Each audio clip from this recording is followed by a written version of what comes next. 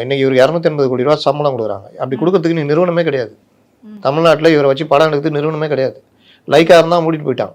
Sun pictures இருக்குது, அது ரஜினி ஒட்டு மொத்த குத்தகைக்கு எடுத்திருக்காரு. இன்னொன்று அது திமுக சார்ந்த இது. இவரை வச்சு எடுக்க மாட்டாங்க. யார் இருக்கா சொல்லுங்க, இவர் யார் இருக்கா சொல்லுங்க, யாராவது இருக்காங்களா? 280 கோடி சம்பளம் கொடுத்து எடுக்கிற பெரிய நிறுவனம் ஏதாவது இருக்கா?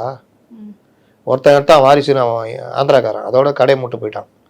இப்போ வர ஜனநாயகம் எடுக்கிறவன் பெங்களூரை சேர்ந்த ஒரு நிறுவனம், அவ்வளோதான். வேற யார் இருக்கா? இவருன்னு எம்ஜிஆர் கமல் மாதிரி சொந்த படம் எடுக்கிறவரா இவரு? அப்போ இனிமேல் இங்கே சம்பாதிக்க முடியாதுன்னா அரசியலில் வந்து சம்பாதிக்கணும். கிட்டத்தட்ட முடிஞ்சிச்சு. நீங்கள் ஒரு படம் 100 நாள் 150 நாள் ஓடினா தான் வசூலுன்ற காலம் ஒரு காலம் இருந்தது. ஒரு வாரம் ஓடினால இன்னைக்கு எல்லா வசூலும் எடுத்துட்டா ஒரு வாரத்துக்கு மேலே ஓடிச்சுன்னா வெற்றின்ற அளவுக்கு இன்னைக்கு காலம் மாறிடுச்சு. அப்போது ஹீரோக்கள்னு பார்த்தீங்கன்னா நீங்கள் 40-45 வயசு தாண்டி கொஞ்சம் அப்படி இப்படி சீனை போட்டுன்னு இருந்து இவ்வளோ சம்பளம் வாங்கினீங்கன்னா ஓரம் போட்டுருவாங்க. சமீபத்திய இவருடைய படம் எதுவுமே லாபம் கிடையாது.